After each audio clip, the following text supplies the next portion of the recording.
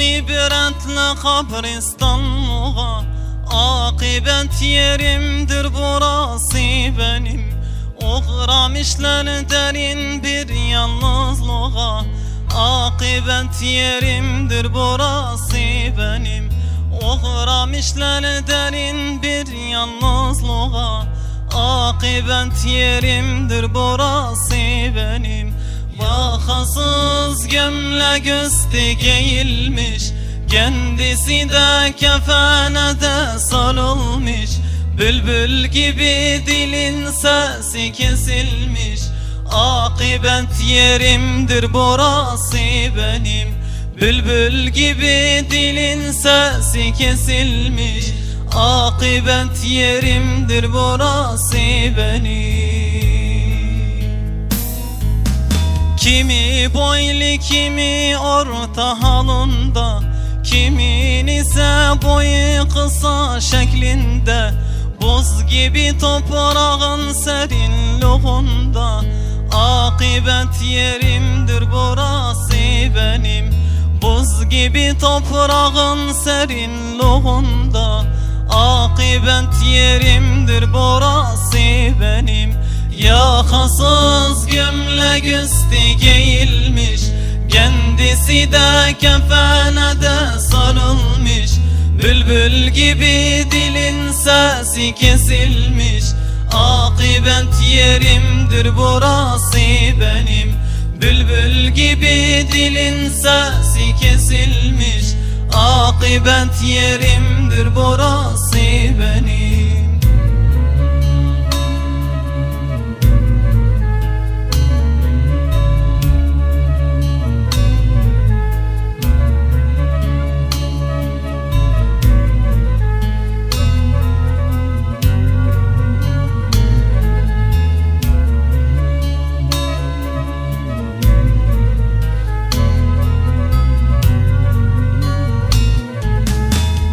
Geren sarı sallanır atları, bilinmez nasıldır nedir halları.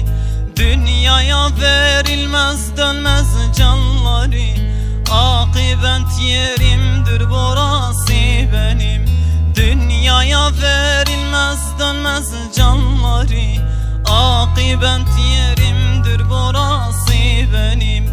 Yakasız gömlek üstü giyilmiş, kendisi de kefene de sarılmış.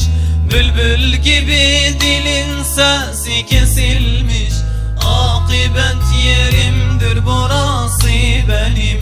Bülbül gibi dilin sesi kesilmiş, akıbet yerimdir burası benim. Göz odakla yaktı içimi, ne bekliyor diye akıbetimi. Okuyup da Fatiha suresini, sonunda yerimdir burası benim. Okuyup da Fatiha suresini, sonunda yerimdir burası benim. Yakasız gömlek üstü giyilmiş, kendisi de kefene de sarılmış. Bülbül gibi dilin sesi kesilmiş, akıbet yerimdir burası benim.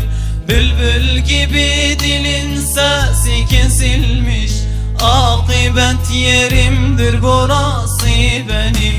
Yakasız gömlek üstü giyilmiş, kendisi de kefene de sarılmış. Bülbül gibi dilin sesi kesilmiş, akıbet yerimdir burası benim. Bülbül gibi dilin sesi kesilmiş, akıbet yerimdir burası benim. Bülbül gibi dilin sesi kesilmiş, akıbet yerimdir burası benim. Bülbül gibi dilin sesi kesilmiş, akıbet yerimdir burası benim. Akıbet yerimdir burası benim.